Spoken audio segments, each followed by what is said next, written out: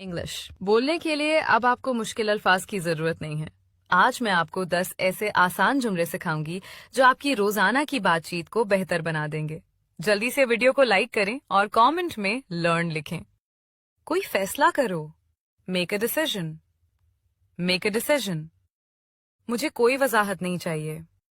I want no clarification. I want no clarification. सिर्फ खुदा जानता है। Only God knows. Only God knows.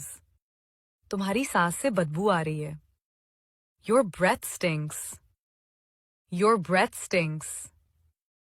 गौर से सुनो। Be all ears. Be all ears. सब ऐसा ही सोचते हैं। Everybody thinks so. Everybody thinks so.